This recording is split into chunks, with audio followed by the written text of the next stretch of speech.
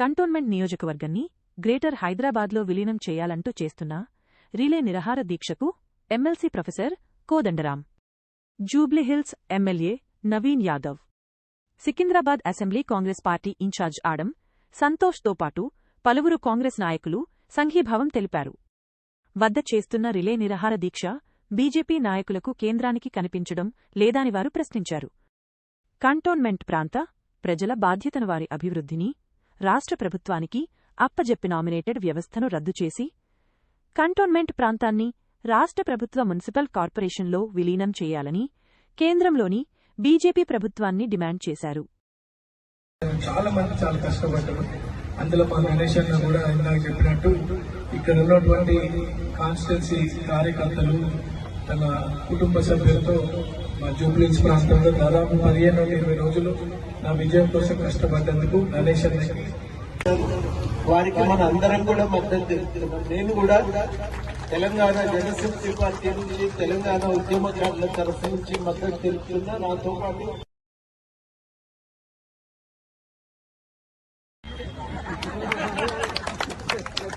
Cantonment అన్నడే Talasani Shankar Yadav గారి కూతురు గత వారం రోజుల పాటుగా మరియు మా యొక్క సోదరుడు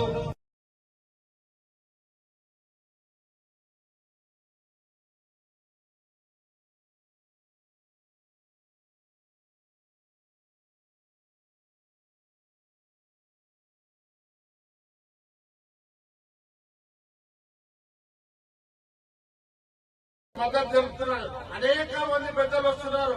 కాబట్టి ఈటల రాజేందర్ గారు, మీరు కంటోన్మెంట్ ప్రజల మీద ప్రేమ ఉన్నట్టయితే మీరు మరి గణేష్ గారితో కూడా మీరు దీక్ష చేయాలి. ఇది పార్టీకి అతీతంగా చేయాలి. పార్టీకి అతీతంగా ప్రజలకు మేలు జరిగేది, ఇది ప్రజలకు మేలు జరిగేది. కాబట్టి మీరు వెంటనే మీతో చేత కాకపోతే రాజీనామా చేయాలి. మేమంతా కూడా గణేష్ గారికి సికింద్రాబాద్ తరఫు నుంచి పూర్తి మద్దతు ఇస్తామని తెలియజేస్తూ సెలవు తీసుకుంటారు. థ్యాంక్ యూ అన్నా. మీరు అన్న మాటలన్నీ ఈటల గారు కనిపిస్తే వారు కూడా మారుతారు.